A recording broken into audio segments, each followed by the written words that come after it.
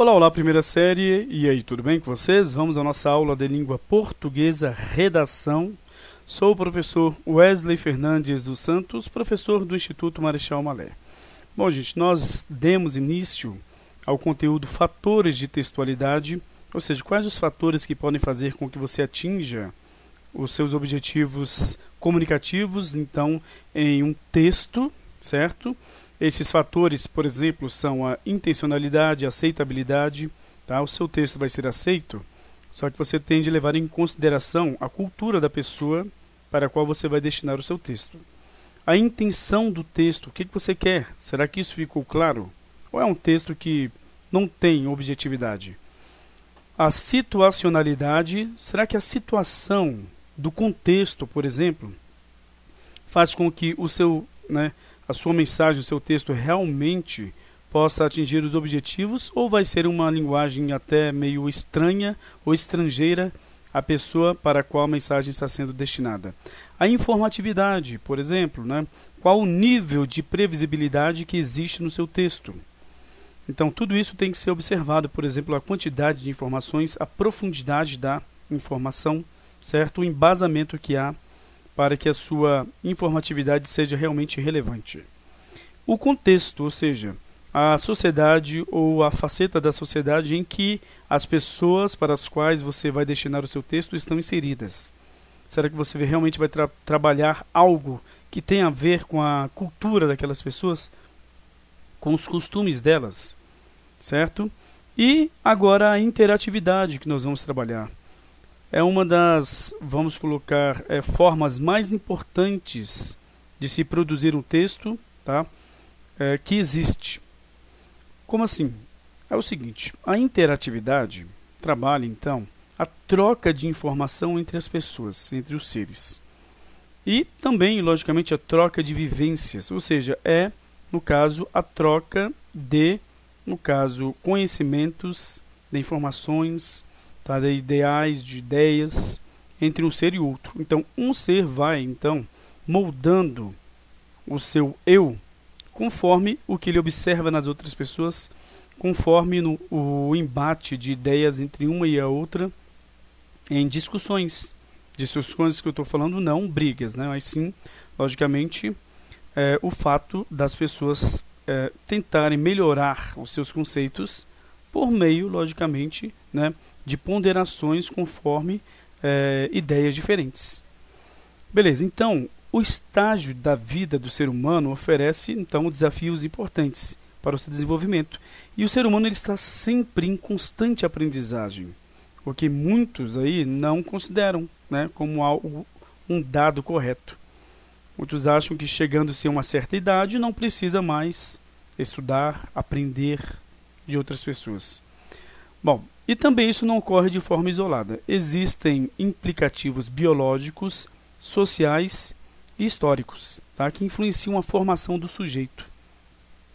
E isso não vai ocorrer de forma isolada. Você não pode, por exemplo, formar um ser humano só por questões biológicas, que é o que muitas vezes vem acontecendo hoje em dia.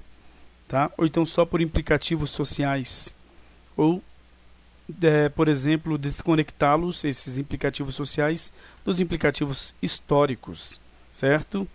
Bom, Vygotsky, ele fala que o comportamento do homem é formado por peculiaridades e condições biológicas e sociais do seu crescimento.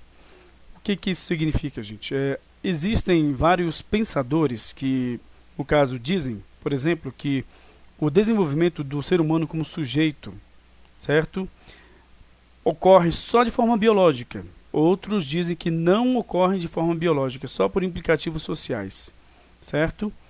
Outros dizem que os três implicativos históricos, sociais e biológicos são importantes, mas dão ênfase a um implicativo do que a outros, certo? Dão mais ênfase. Ou dão mais ênfase a uma certa fase da vida para um tipo de implicativo, que é um pensamento muito inteligente, e outros implicativos são importantes em outras fases da vida, Outros, implicativos.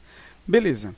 Então, nós temos aqui uma ideia de que o ser humano ele se desenvolve desde o seu nascimento. E o homem já é um ser social em desenvolvimento, assim que nasce. Por quê? Porque ele vai ter, então, o contato, né? Ele vai ter, então, uma relação com um outro social, um outro ser. A mãe e o pai, por exemplo. Então, as pessoas acham que o bebê, né, ele não tem nenhum tipo de interação. Como assim? De troca de conhecimento, troca, então, de experiências. Ele tem o tempo todo. E os pais, por não saberem disso, acabam sendo controlados pelo bebê do que eles controlarem o bebê, certo? Indicando limites e assim por diante. Então o bebê usa o choro, usa reações, por exemplo, de alegria, ou então mesmo de descontentamento, para poderem ter tal coisa ou poderem fazer tal coisa, ou seja, praticar tal ação. E os pais muitas vezes permitem, né, porque se deixam levar, né, por isso que eles consideram, né, como uma coisa muito simples, que não tem intenção, objetividade.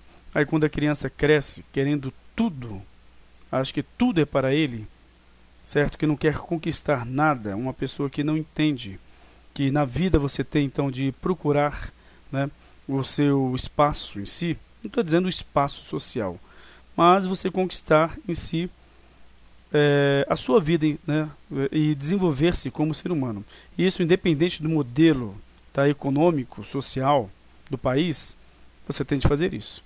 E muitas vezes a pessoa acaba não fazendo. Por quê? Porque o pai e a mãe deixaram essa pessoa ter um desenvolvimento biológico somente. Um desenvolvimento por si, conforme as suas experiências biológicas. Como assim? Muitas vezes a criança ela acaba por então testar todas as coisas por meio do tato, por meio do olfato, né, por meio então do paladar. É por isso que as crianças colocam muitas coisas na boca, né, porque ela está usando o viés, no caso o viés, né, biológico, para então conhecer o mundo e para ter a interatividade com as outras coisas no mundo, certo? Mesmo quando ainda não se utiliza a linguagem oral, no caso dos bebês, né, o sujeito está interagindo e se familiarizando com o ambiente em que vive, certo? Então, se você não direcioná-lo, ele infelizmente, né, vai se tornar um ser sem um mínimo de educação. Então, no mesmo sentido, a aprendizagem não acontece de forma isolada, né? O indivíduo participante no grupo social, ao conviver com outras pessoas, efetua trocas de informação, tá? E dessa forma vai constituindo o seu conhecimento conforme o desenvolvimento psicológico e biológico, né, conforme isto lhes permite, né.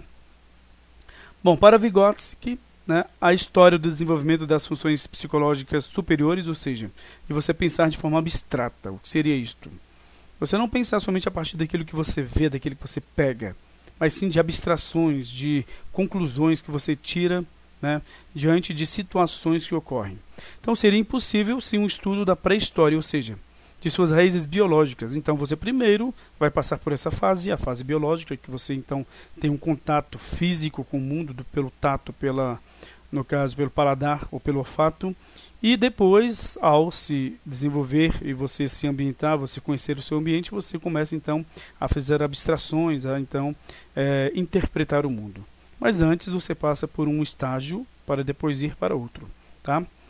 Bom, as raízes do desenvolvimento de duas formas fundamentais culturais de comportamento surge durante a infância, tá? O uso de instrumentos e a fala humana. Ou seja, você vai pegar as coisas, o uso de instrumentos e a fala humana depois. Isso por si só coloca a infância no centro da pré-história do desenvolvimento cultural, que aí depois sim vai vir a compreensão da cultura, certo? De questões ligadas, no caso, a, por exemplo, pensar-se de uma forma em que você vai fazer deduções, que você então não vai ficar simplesmente atrelado àquilo que você vê, certo? Bom, a partir então da abordagem do autor é possível observar que a interação tem papel fundamental no desenvolvimento da mente. Ou seja, hoje nós temos uma sociedade muito, vamos dizer, devastada no sentido de procurarmos entender como é que as pessoas não se encaixam então nessa sociedade, e no bom sentido. Existem, né, duas formas de encaixe aí, né? Um encaixe em que você vai ser colocado em uma situação, no caso, posição social, que você vai ter que aceitar aquilo ali, né, sendo que outros estão na posição social muito melhor, ou, na verdade, agora, esta forma importante da interação, que é você, então, compreender o papel importante que você tem como ser humano, como sujeito para a sua sociedade, certo? Que é uma forma correta, positiva, né? Bom, a partir da interação entre diferentes sujeitos, né, que se estabelecem processos de aprendizagem, por consequência, o aprimoramento de suas estruturas mentais existentes desde o nascimento. Uma pessoa que vai, então, ser consciente de seus deveres, de seus direitos, uma pessoa que vai fazer com que a sua sociedade seja evoluída, certo? E, neste, então, caminho, a violência vai ser eliminada, tá? Vamos colocar assim, as ignorâncias vão ser eliminadas, né? O trato com o ser humano um com o outro vai melhorar. Ou seja, realmente a vida fica bastante boa, positiva, quando se observa estes estágios aqui, então, tá? Do ser humano. E isso, a interatividade é muito importante, porque você vai estar sempre em constante aprendizagem, em contato com outras pessoas. E isso não vem acontecendo hoje, como eu expliquei, né? Os pais deixam, né, a criança somente no nível biológico e não fazem com que o filho tenha este, então, contato com esta troca de experiência, de conhecimento, de ideias, né? Por meio de um acompanhamento, né, por parte dos pais, né, para com os filhos. Muitos pais chegam a dizer que vão começar a disciplinar seus filhos quando eles tiverem 10 anos, quando tiverem condições de entender o que eles vão falar. Quando isso acontecer, a criança já se perdeu no costume de, no caso, viver conforme, né, as experiências dela, com o que ela vê, com o que ela pega, com o que ela sente, cheira, e aí vai. Tá? Então, neste processo, o ser humano necessita estabelecer uma rede de contatos com outros seres humanos, incrementar e construir novos conceitos. Mas, como eu falei, isso aqui é negado a muitos, né?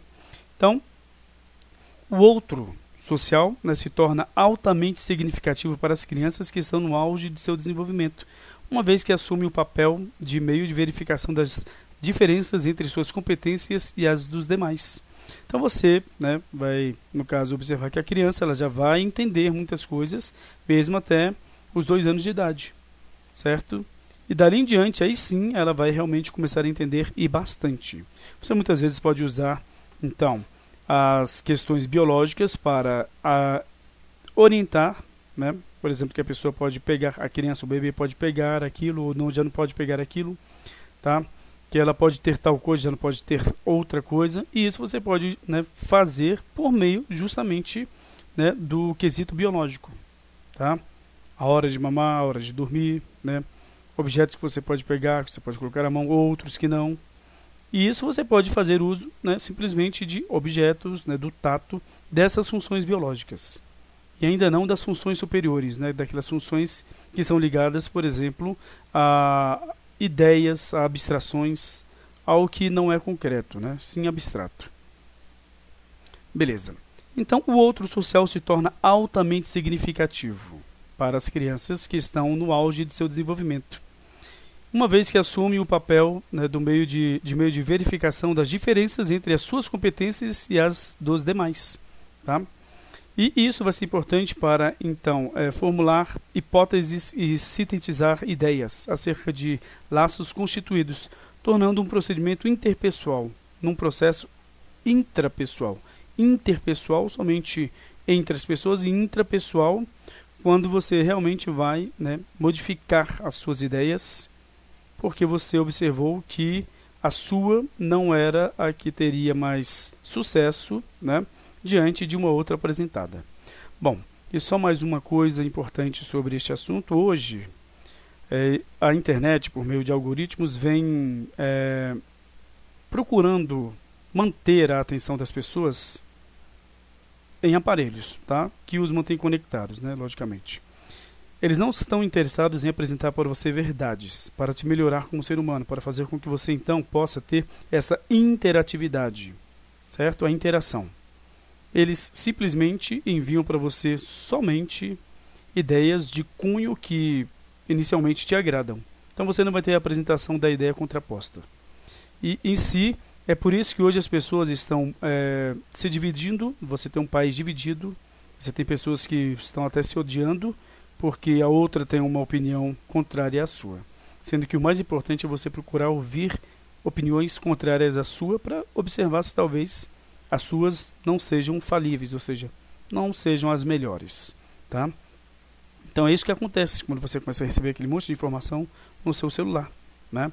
Pessoas que têm, por exemplo, acesso a um número de cidadãos que têm uma certa ideologia, passam a receber somente aquela ideologia e nunca têm uma ideia diferente que possa então fazer com que ela aprimore cada vez mais as suas opiniões. Isso vem acontecendo muito hoje, né, principalmente no quesito política e ideologia, certo? E estão formando então polos, né, ou seja, está, no caso, polarizando as ideias e tornando as pessoas radicais e uma odiando a outra. Não deixe isso acontecer com você, certo? E isso tem tudo a ver com esses fatores de textualidade. É por isso que hoje é um problema você apresentar uma ideia a outra pessoa que tem uma ideia oposta, porque as pessoas não estão interessadas em ouvir. Observe quando você está discutindo uma ideia, né, com uma outra pessoa que você talvez, né, não concorde com ela.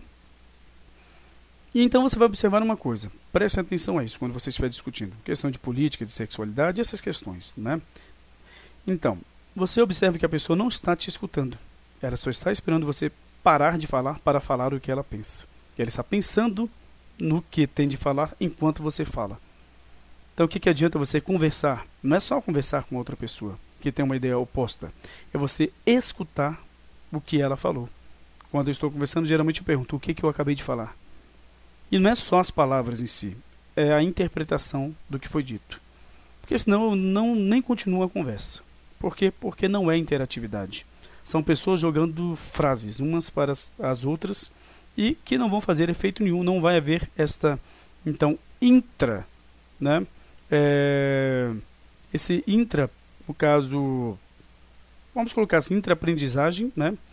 Que vai ocorrer neste processo intrapessoal, tá? Certinho, então, gente, vamos ficar por aqui. Na próxima aula nós vamos começar a intertextualidade, vamos aprender, por exemplo, alguns tipos de intertextualidade, como paródia, paráfrase, epígrafe, citação, alusão, e também o uso de referências, ou seja, você vai usar produções de outras pessoas para validar a sua, então, ideia, ou seja, como um apoio à sua argumentação. E vou enviar um exercício para vocês, para corrigirmos, então, no início da próxima aula. Então, até a próxima aula, gente, tchau, tchau.